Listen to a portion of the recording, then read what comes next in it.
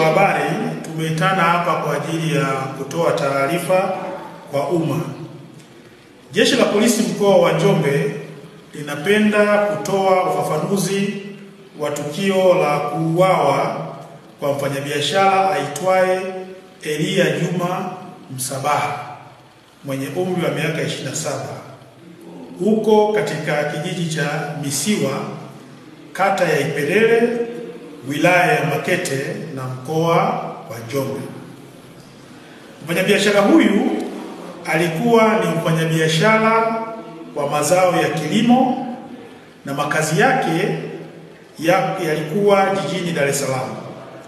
Tarehe 28 mwezi wa 8 2025 aliondoka Dar es Salaam na kuelekea wilaya ya Makete kwa ajili ya kununua mazao, na alipofika huko tarehe 29 mwezi wa 8 2025 aliuawa na mtu ambaye anafahamika kwa jina la Alfani John Mbilinyi kwa kumpiga na kitu butu kwenye paji la uso, kisha kuchimba shimo na kumfukia nyuma ya ghala lake la kuhifadhia mazao.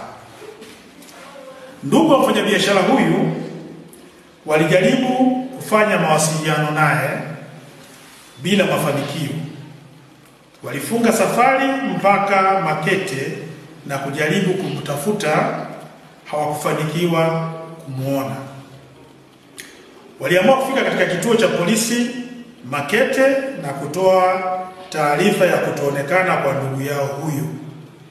Jalada lilifunguliwa na uchunguzi ukaanza. Jeshi la Polisi mkoa wa Njombe lilifanikiwa kukamata watu wawili ambao ni Alfani John Mbilinyi na Amasha Juma Mwilo, dereva bodaboda. Baada ya mahojiano ya kina, Amasha Juma Mwilo, dereva bodaboda, alieleza kuna siku alimbeba kwa pikipiki Alfani John Mbilinyi kumpeleka hadi Uyole mkoani Mbeya, ambako walikwenda kutupa simu ya Elia Juma Msabaha ambaye ni marehemu, ili asikamatwe nao na kupoteza ushahidi.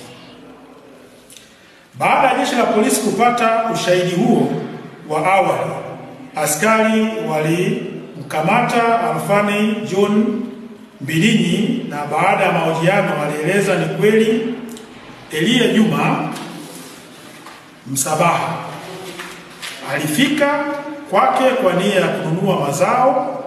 Aliona akiwa na kiasi cha fedha shilingi milioni 4,650,000, akaingiwa na tamaa, na kwa vile alikuwa anadaiwa benki akaamua kumpiga na kitu butu usoni na kufariki dunia. Baada ya hatua hiyo akachimba shimo nyuma la ghala lake na kumfukia.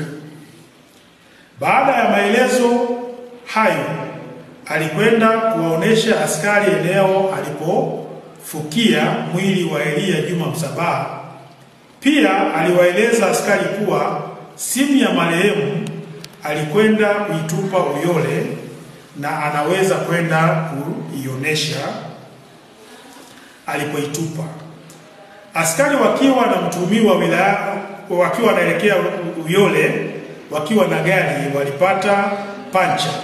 Wakati wanabadilisha tairi, ndipo mtuhumiwa huyo alikurupuka na kuanza kukimbia.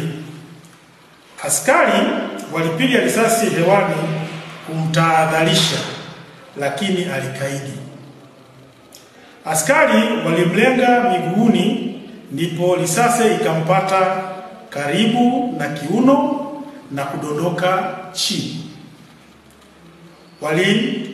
Walimchukua na kumkimbiza hospitalini, na ikabainika kuwa amefariki dunia kutokana na kuvuja kwa damu nyingi. Jeshi la Polisi mkoa wa Njombe linatoa onyo kwa baadhi ya wananchi wanaoongozwa na tamaa, kujipatia fedha au mali kinyume na sheria za nchi kuacha, kwa sababu madhara yake ni makubwa kwao na kwa wengine.